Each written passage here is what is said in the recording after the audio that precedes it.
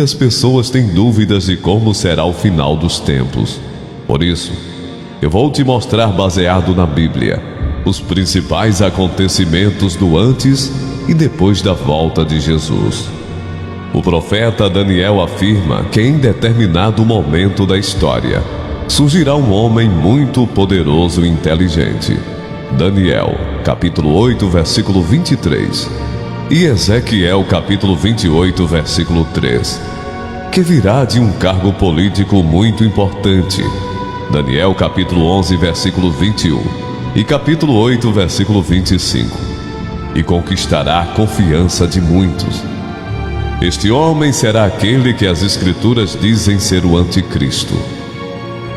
Com seu poder de persuasão e um discurso voltado para a paz e a prosperidade, o Anticristo convencerá os líderes das maiores religiões do planeta que a melhor saída para a humanidade será a criação de uma aliança mundial que, segundo ele, trará harmonia absoluta a todos os povos da terra.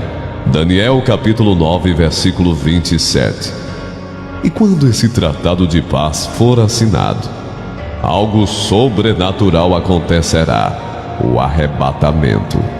As pessoas estarão vivendo suas vidas tranquilamente, quando de repente, os jornais darão a seguinte notícia: milhares de pessoas desapareceram misteriosamente ao redor do mundo. Ainda não se sabe como sumiram. Restaram apenas as suas roupas. As mães estão desesperadas, porque todas as suas crianças pequenas e recém-nascidas foram levadas. O que está acontecendo? Muitos voos foram cancelados por causa dos acidentes onde aeronaves simplesmente caíram do céu. O mesmo aconteceu com o trânsito. Várias batidas aconteceram ao mesmo tempo, ao redor do mundo, e ninguém consegue achar os motoristas. Os hospitais estão lotados com tantas vítimas, mas nem todas conseguem atendimentos, pois faltam médicos e enfermeiros que sumiram, também sem deixar rastros. O apóstolo Paulo fala sobre esse arrebatamento da Igreja de Cristo em sua primeira carta aos Tessalonicenses. Irmãos, quanto aos tempos e épocas, não precisamos escrever-lhes, pois vocês mesmos sabem perfeitamente que o dia do Senhor virá como ladrão à noite. Quando disserem paz e segurança, então de repente a destruição virá sobre eles, como dores à mulher grávida, e de modo nenhum escaparão. Mas vocês, irmãos, não estão nas trevas, para que esse dia os surpreenda como ladrão. Vocês todos são filhos da luz, filhos do dia. Não somos da noite nem das trevas. 1 Tessalonicenses capítulo 5, versículos 1 a 5. Você já parou para pensar no caos que o arrebatamento irá causar em todo o mundo? Milhões de pessoas sumindo do nada.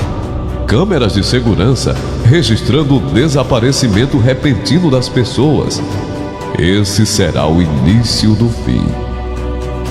Enquanto isso, o Anticristo continuará a ganhar espaço e em pouco tempo se transformará no grande líder do planeta.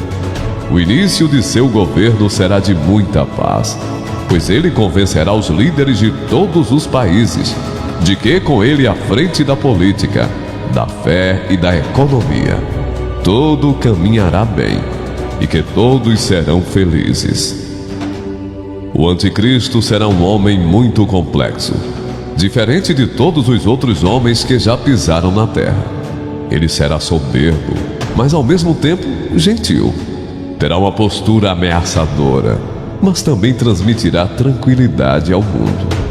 Sua sabedoria e carisma conquistarão a todos e farão dele a pessoa mais admirável e querida entre todos os habitantes do planeta. Apocalipse capítulo 13, versículo 4. Tudo isso vai torná-lo o homem mais notável e importante de todos os tempos. Os palestinos reconhecerão Israel como nação, e concederão uma parte de seu território para que um terceiro templo do Senhor seja construído. Em contrapartida, os judeus vão ceder parte da cidade de Jerusalém para que lá seja criada a capital da Palestina. Essa aliança do anticristo, porém, só trará uma paz temporária e superficial a Israel e ao seu povo. No início ela será reconfortante, mas depois de 3 anos e meio, ela será quebrada, e os gritos de alegria serão substituídos pelos de aflição. Como todas as obras de Satanás, a felicidade se transformará em dor e violência. Será o início do período da grande tribulação. Além disso, uma série de catástrofes naturais vai começar a assolar a terra. Florestas incendiadas, vulcões em erupção, maremotos, terremotos, tsunamis. Tudo isso trará medo e angústia àqueles que ficaram para trás. O profeta Joel escreveu: aquele dia, sim, o dia do Senhor está próximo. Como destruição poderosa da parte do Todo-Poderoso, ele virá. Joel capítulo 1, versículo 15.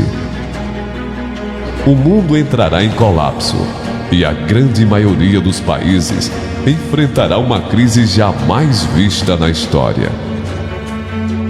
Diante desse caos, os líderes desses países terão que ir atrás de recursos naturais que ainda geram dinheiro para tentar restabelecer sua economia. E isso causará muitas guerras, pois não haverá recursos para todos. É claro que ninguém estará em boa situação nesse momento, mas algumas grandes potências mundiais se sairão melhor nessa batalha. Imagine só a opressão em cima dos países menores, que possuem recursos valiosos como água, minérios e petróleo. Provavelmente serão massacrados pelos grandes. Nesse momento, as alianças políticas não serão mais as mesmas. Todo mundo será mais egoísta, pois terá suas próprias prioridades. Após destruir os pequenos, os grandes países lutarão entre si, em busca de sua sobrevivência e manutenção de sua soberania. Bombas nucleares, armas biológicas e químicas, tudo isso ajudará a acabar com um pouco de comida e de água que sobraram no mundo. Resultado: ou as pessoas morrem pela guerra, pela sede ou pela fome. Isaías capítulo 24, versículo 20 e 21. O último cavaleiro do Apocalipse, a morte, reduzirá a população mundial de forma drástica, e os sobreviventes vão se tornar refugiados, migrando de um lado para outro, tentando escapar do foco dos conflitos entre as poderosas nações. O anticristo ficará ainda mais poderoso, e aparentemente ninguém será forte o suficiente para lutar contra ele. Sua prepotência será tão grande que ele desafiará o próprio Jesus, que voltará à terra cheio da glória de Deus e o derrotará naquele que será chamado de Batalha do Armagedon.